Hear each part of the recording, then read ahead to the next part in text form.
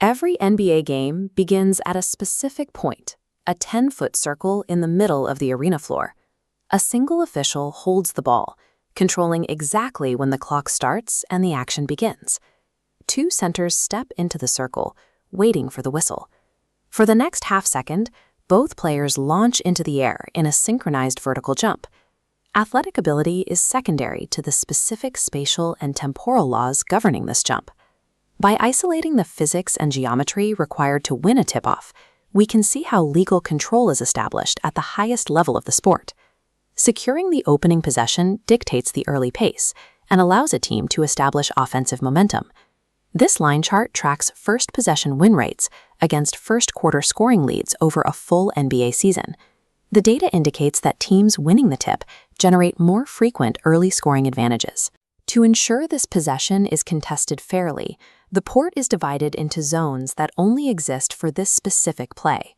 Painted circles on the hardwood act as hard boundaries, forcing the other 8 players into specific formations before the toss. While every player aims for a positional edge, they are held in place by regulations until the moment of legal contact.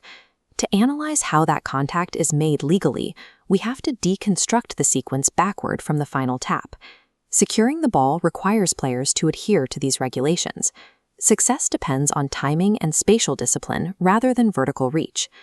The first major constraint is the trajectory of the referee's toss. This graph maps the ball's vertical height over time, showing its parabolic curve. While the ball is on this upward slope, contact is prohibited. The rules mandate the ball must reach its exact apex before a player touches it. Taller players who reach the ball on its way up are penalized immediately, nullifying height advantages. Athletes must trigger their jump so their maximum reach coincides with the millisecond the ball peaks. Officials judge this high-speed arc and hand timing entirely by eye, in real time. Because the margin for error is low, players frequently misjudge the release, often jumping a fraction of a second before the ball is even airborne. When this occurs, play is halted and the referee resets the sequence. Maximum leaping ability is irrelevant if the jumper cannot sync with the ball's kinetic peak. Once the ball reaches the apex, the focus shifts to the physical mechanics of the contact. FIBA and NBA regulations distinguish between tapping the ball and catching it. The jumper must redirect momentum without closing their grip. The fingertips must strike the surface to send the ball outward while the palm remains flat. If the fingers curl to grasp the ball, it is a violation and the opposing team is awarded possession. Restricting the interaction to a tap ensures the jumper cannot secure possession themselves. The ball must be directed toward a teammate to be won. While the 2 centers contest the ball, the other 8 players are managed by a separate set of spatial rules. The markings on the floor define where these players are permitted to stand. This overhead view shows the dashed lines of the neutral zone extending from the center circle. Non-jumping players must remain strictly outside. If they cross this line before the play resolves, it's a violation. The restriction ends at one trigger, the legal tap. Players anticipate the jumper's timing to cross the line the instant the ball is touched, aiming for a head start on the loose ball. Teams cluster or spread their players around the circle based on whether they prioritize an offensive push or a defensive retreat. Once the ball is loose, these rigid boundaries disappear, and the game moves into standard play.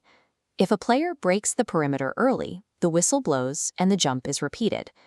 Enforcing these boundaries ensures the 2 jumpers have an unobstructed space to contest the ball. When combined, the toss, the apex rule, the tap, and the neutral zone create a single synchronized event. These regulations are monitored and enforced by the officials in less than 1 second of game time. When these constraints are met, high-velocity athletic contact is transformed into a regulated transition of control. Professional basketball utilizes these specific regulations to create an objective starting point within an aggressive athletic environment. The tip-off demonstrates the sport's reliance on geometric boundaries and kinematic timing to manage high-velocity athletic interactions. Every game begins with this sequence, where the laws of physics and the rules of the court intersect to award the first possession.